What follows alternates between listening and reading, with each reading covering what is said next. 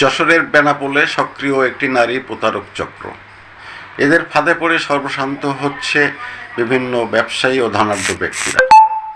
বিস্তারিত শুনুন আমাদের ডেস্ক রিপোর্টে।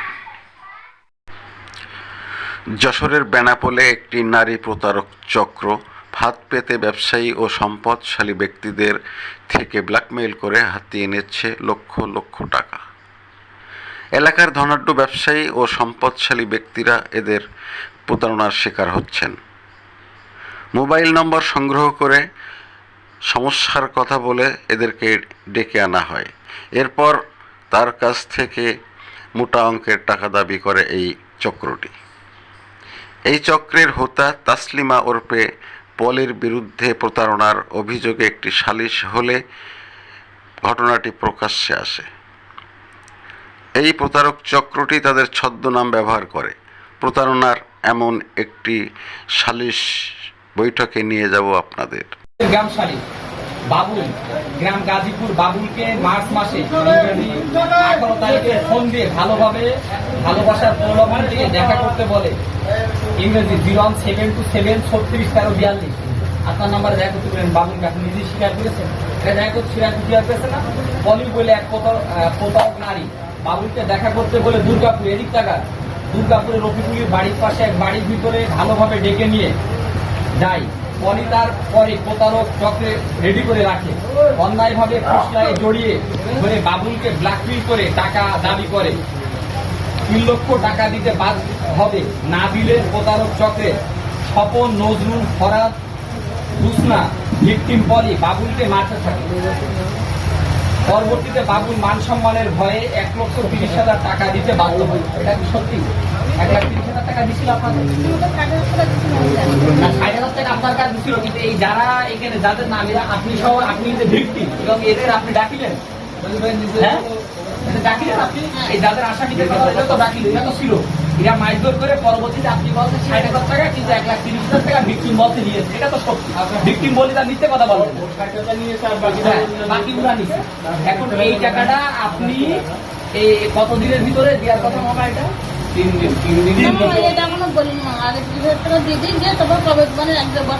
আজকে দিতে না, আজকে না, শোনেন, আজকে এর সাথে তো মিলি জড়িত নেই, এর সাথে তো মিলি জড়িত নেই এটার সাথে। তাহলে এই টাকাটা আপনি 1,60,000 টাকা, এই 1,30,000 টাকা আপনি দেবেন। কয়দিন বলছেন আপনি?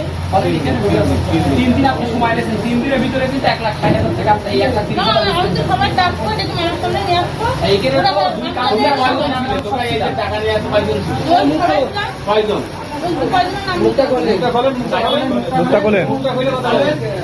এখানে লেখা আছে 5 জনের নাম। নজরুল, তুমি, তোমার নাম পলি, স্বপন, জ্যোৎস্না আর ভিকটিম পলি। বড় ফোন করেছিল কিনা বাবুকে?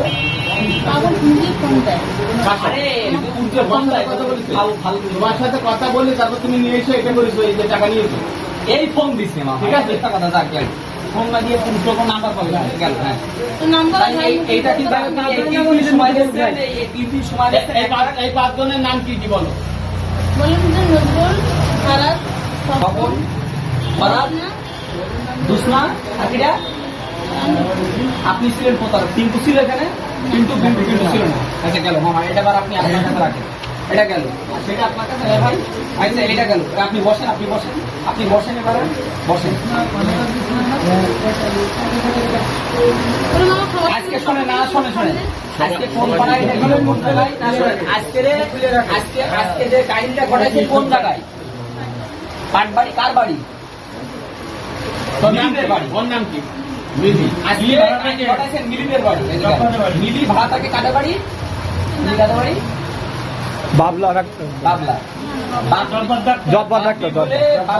ছেলেটাকে আপনারা ডেকে নিয়ে যান 42 নম্বরে। আজ বেলা 12:30 সময় দিঘিরপাড় গ্রামের আপনি পলি, আপনি ওকে ডেকে নিয়ে যান। ট্রেনের প্রলোভন থেকে ডাকে ভালোভাবে মানে মিলিদের বাড়ি নিয়ে যান, রুমে নিয়ে যান।